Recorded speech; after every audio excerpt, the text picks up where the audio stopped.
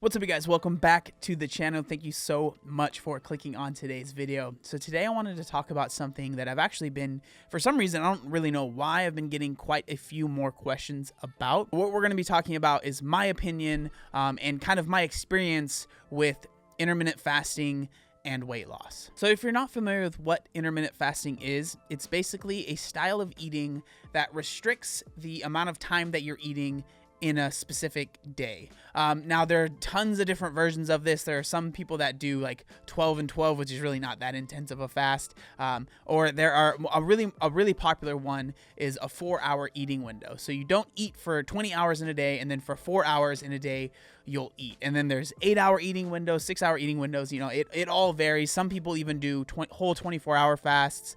But those are that's a little bit more of an extreme version of intermittent fasting. So intermittent fasting isn't really a diet. It's not telling you what you should be eating. It's just more about when you are eating what you're eating. Now, this is there are different types of ways people like to eat. Some people like to do big meals. Some people like to do a bunch of small meals throughout the day, right? You hear all the bodybuilders, they, eat every 2 hours. You want to make sure you're getting your protein in. So it's more about the timing that you are eating and less about the food that you are eating. Now, again, this video is going to be strictly about using intermittent fasting when you are trying to lose weight. There are, obviously with anything that you hear about on the internet, there are a lot of claims about intermittent fasting doing other things for you, but this video is going to be focused strictly on the weight loss aspect. Some of the things that I do like about intermittent fasting is, especially if you're coming from zero, right? You are just eating whatever you want.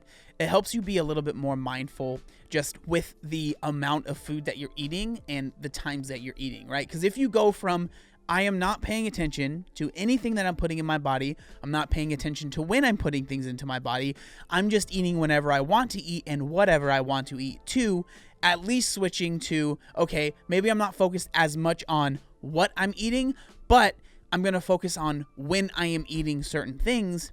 At least it switches that part in your brain and you're thinking a little bit more about the food that you're putting into your body, especially you're thinking about when you are putting food into your body. So intermittent fasting, in my experience, works like any other diet as far as losing weight, right? It helps you become in a caloric deficit, helps you eat less calories than you are burning, and that's going to help you lose weight. Now, the reason that I think that it works is because, like I said earlier, people are not focused any at all on what they're eating. They're not focused at all on what they're putting into their body or when. And so now they're going from not focusing at all to having some sort of focus, and that helps them lose weight. So no, I don't think that intermittent fasting is some magic bullet, magic pill that's going to help you lose weight. It's going to get you in a caloric deficit if you are in a caloric deficit, right? It's not magically going to get you there. You still have to eat less calories than you are burning to be in that deficit, but it helps you get to that point. So it's not some magic pill. It's not some magic diet that solves everything for you. You still need to put in that work. But for a lot of people, if you are only eating 4 to 6 hours in a day, it's a lot harder to overeat in that small amount of time. So that's why, at least I think, a lot of people see success with this diet. So I do think that intermittent fasting can be helpful. Now, there are a couple things that I think are important to take into account if you are thinking about doing this. The first thing is that to remember that this is an arbitrary number that you are putting on yourself, right? This is a limit that you're putting on yourself. It's not some crazy limit that, like, if you break the rules, everything's going to end and you're going to gain all your weight back. It's very important to remember that, because if you are super insanely hungry, but it's not your eating window, it's okay to have something so you're not just absolutely starving. The other thing, and this is what I struggle with, this is why I actually kind of stopped doing intermittent fasting,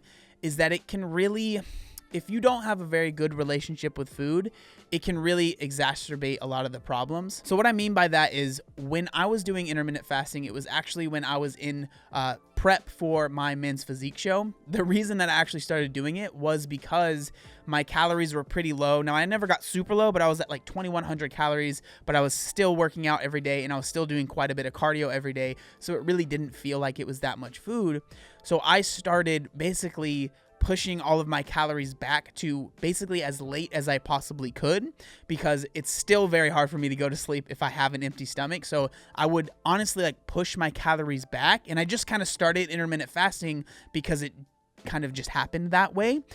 So I would push my calories back as far as I could, and I just ended up intermittent fasting. Now, where it became dangerous for me was that I started to really like enjoy pushing my food back and seeing how far I could push it back. And then it really got kind of scary for me because, as you guys know, I've talked about it, I struggled with binge eating for quite a bit of time. And I really started feeling similar feelings to how I felt when I would binge.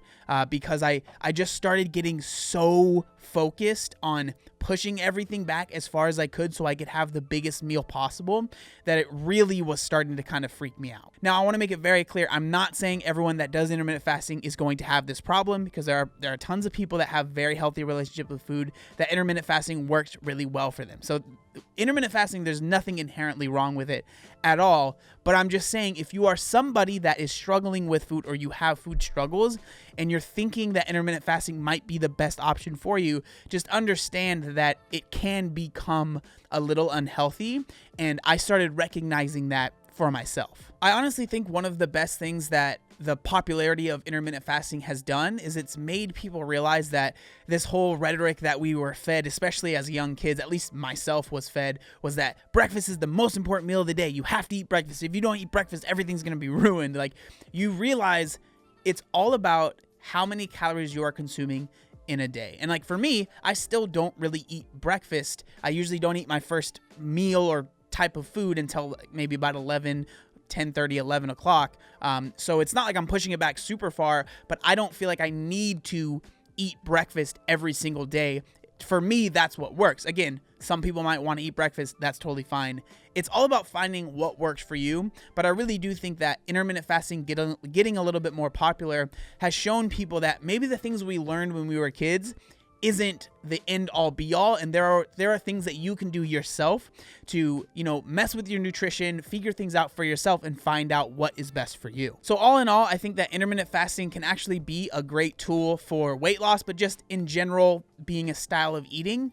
But again, it's like with anything, there are good and there are bad, so it's up to you to kind of weigh out where you are in your journey, where you are, and what would be best for you. If you feel like maybe you're not at the healthiest, relationship with food, and you feel like you might start getting very obsessive with pushing your calories back as far as possible so you can have a huge meal, that can be a really bad sign. So just, again, when you are doing all of these things, when you're doing these experiments with yourself, make sure you're always checking in with yourself. Where am I? Where am I mentally? How is this affecting me? And then you will set yourself up for, as much success as possible. I would love to hear what you guys think down in the comment section down below. Again, I understand this is very much so my opinion based on my experience. So everyone's going to have a different experience and everyone's going to have a different opinion. So I would love to hear what you guys think down in the comment section down below. Thank you guys so much for watching today's video. Make sure you like, comment, and subscribe. There's one other thing that I wanted to say. Oh yeah, look how buff I am. Obey the warning signs, and when there are flashing lights or wigwags, don't attempt to cross until they come to a complete stop.